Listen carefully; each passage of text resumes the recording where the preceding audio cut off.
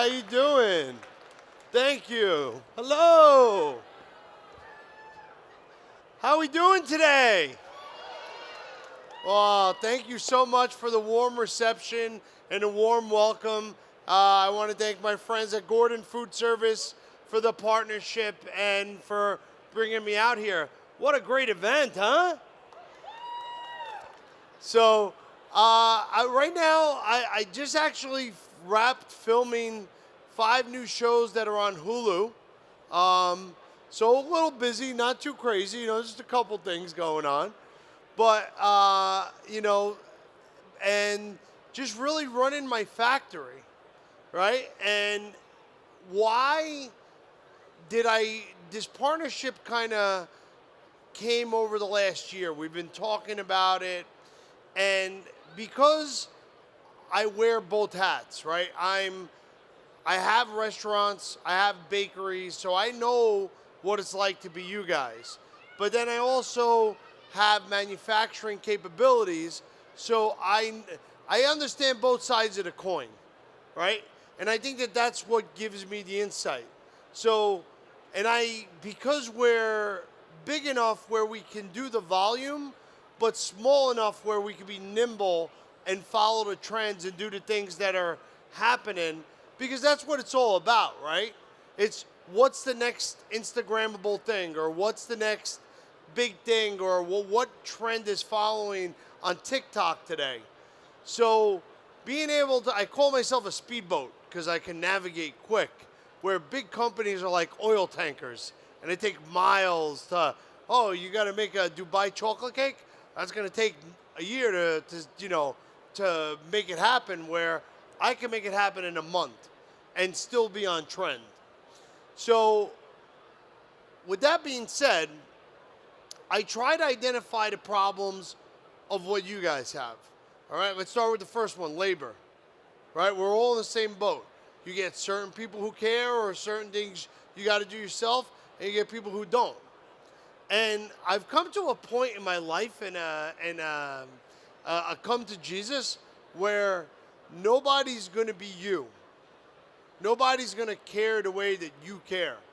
You can't give them what you have in here. You could give them what you have in here, but if you're not there with them, they don't love it. It might have not been their parents. They might have not grew up with it. It might have not been their baby. So they might not have as much passion as you do. But you want to also give consistency to your customers. You want them to be able to come in, get something that's always the same, whether it be great, whether it be okay, whether it be crap. As long as it's the same, people will always know what they're going to get and where they stand, right?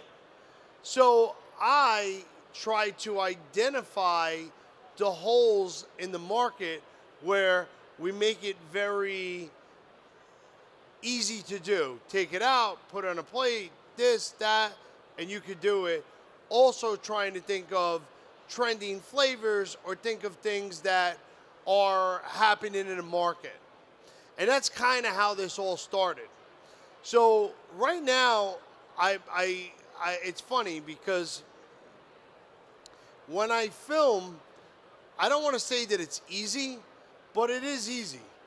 Like, easier. I've been doing it now since 2009, so I don't even have to think about it. I'm the host of a show. You show up in the morning, you got 100 people like Mr. Valastro. Here's your green room. You're all set up. They're all nervous. And I'm like, I'm just hanging, I'm chilling. And you go out there, you get your makeup done, they dress you.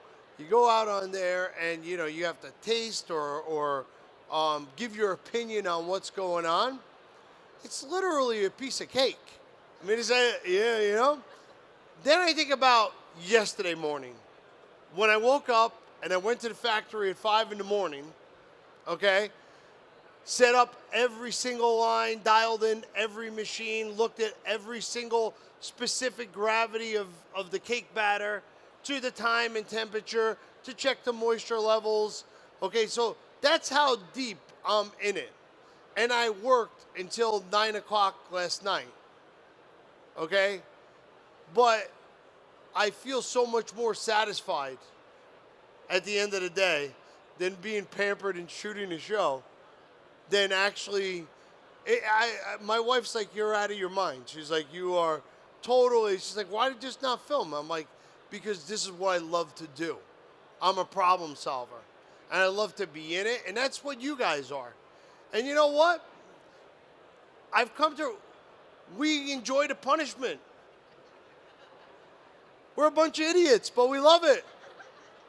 You know, we love to eat shit all day and deal with people's problems and whatever, but when you serve that customer that dish that you dreamt of, that you put your heart and soul of, that you gave everything to, and you see them eat it and they're like, this was delicious, you know that it was worth it. It's why we got into this business. It's why we do what we do, and it's why we wake up, right? We do it because it's hard, not because it's easy. And so that's what I've been. So I'm kind of like the Willy Wonka of my cake factory. And we came up with some different cakes here. And we started with a chocolate mousse cake. So 2 layers of chocolate cake, chocolate mousse, chocolate ganache on top. Very simple, but delicious, light, airy. If you're not a chocolate lover, this is still chocolatey, but not over the top, gonna kill you chocolate. This is the chocolate fudge, which is like the death by chocolate. Thick, rich fudge. This should be served room temperature.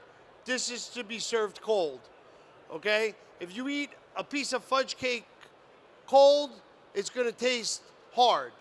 And it's not because it's stale, you know, you wanna eat that at room temperature. Then we have a cannoli cake. So vanilla cake, cannoli cream.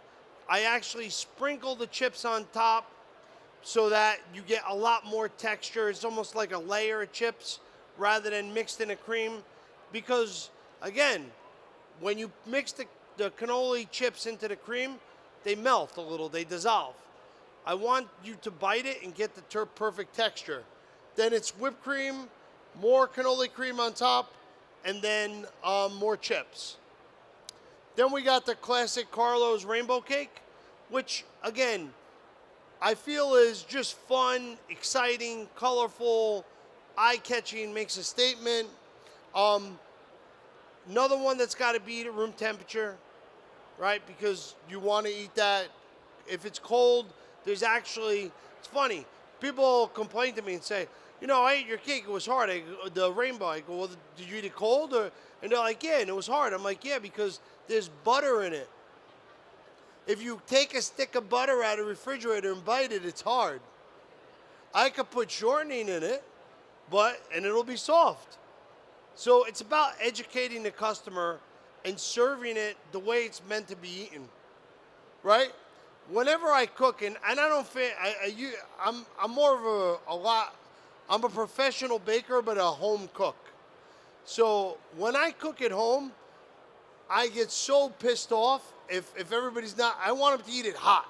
It's like, oh, I just tasted it and you want to serve it, right? So being a chef, that's what you want. Well, it's the same thing with the cakes. I want you to eat it at the optimal way that I engineered it to be.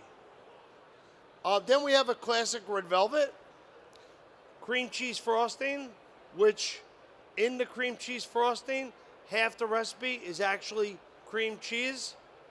So you'll taste it. It's got a little chocolate ganache on top. And then we have the lemon berry, okay? This is a blueberry cake. So I took our blueberry muffin recipe and I made a lemon ricotta mousse, which is got just really great for seasonality.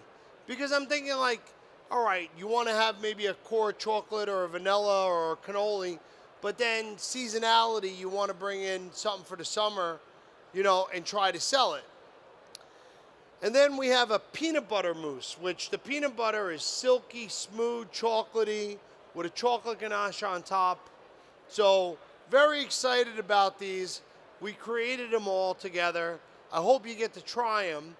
But I just want to tell you guys how excited I am to be here. So, thank you.